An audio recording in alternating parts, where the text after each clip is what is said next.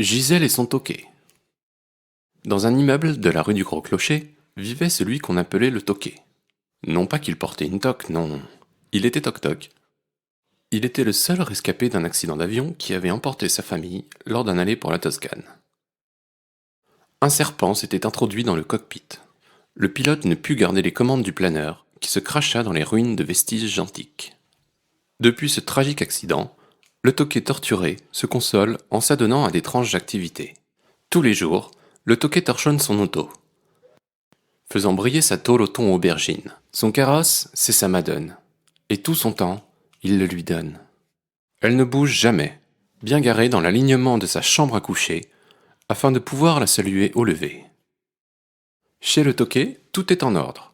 Ces quelques objets sont méticuleusement étiquetés et immatriculés, et leur place est cernée d'un trait de craie grise. La poussière est inexistante, rien ne dépasse, aucun bruit, seul le tic-tac de sa toquante. Parfois, quand le sommeil peine à venir, le toquet laisse couler de grosses larmes sucrées le long de ses joues. Il se dit que sa vie n'est qu'une triste frénésie, que son existence n'a aucun sens et que le temps, lui, avance. Un matin d'octobre, il se passa quelque chose qui allait changer le cours de la vie du toquet. Comme chaque jour, le coucou le réveilla à 7 heures. Il prit son thé, ses tartines, se lava la trogne, coiffa sa tonsure, puis fila, torchon à la main, soigner sa belle. À midi, le clocher sonna. Il était temps pour le toquet de remonter manger, quand un bruit l'interloqua. Il leva la tête et vit sa voisine du 11e enjamber la balustrade, sauter dans le vide et atterrir violemment sur la tôle aubergine de son auto. Le son tonitruant des cloches et du choc, cette femme en peine d'âme, son carrosse cabossé, c'était trop. L'automate du cœur du toquet se désamorça, et il tomba face contre terre. La belle désespérée, c'était Gisèle.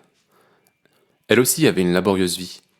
Elle s'était installée là, il y a 3 ans de ça, dans le but de se reconstruire, et s'était éprise d'amour pour son voisin du dessous, le toquet. Très souvent, elle lui déposait en offrande au pas de sa porte des chansons d'amour, des fleurs de velours ou des photos glamour. Mais rien, nada, aucune réponse. Le toquet voyait bien toutes ces choses, mais il pensait à des farces de son esprit. Alors il balayait, jetait, astiquait sans chercher à comprendre.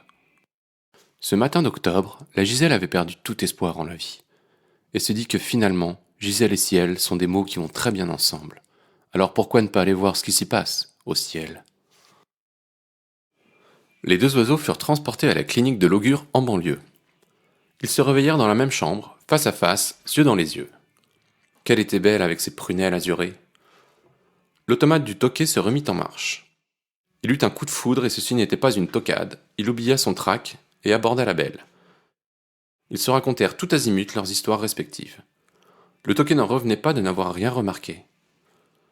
Un toubib vint soudain interrompre leur tirade et annoncer à Gisèle qu'elle ne retrouverait jamais l'usage de ses jambes. Le toquet rétorqua avec bravoure qu'il prendrait soin d'elle. À leur sortie de l'hôpital, ils partirent vivre tous les deux en Toscane dans une jolie maison de campagne. Le toquet avait changé ses habitudes. Il s'occupait maintenant de Gisèle, lui faisait des colliers de perles, ponçait ses petits pieds fragiles, la coiffait des fleurs de leur jardin. Elle avait une allure de reine. Parfois, il la prenait sur son dos et la baladait des journées entières, arpentant la terre et ses paysages imprégnés d'histoire. Leur nid était beau, les insectes vivaient avec eux. Le vent que laissaient entrer les fenêtres ouvertes balayait la poussière. C'était le printemps, et nos deux oiseaux avaient enfin trouvé un sens à leur vie.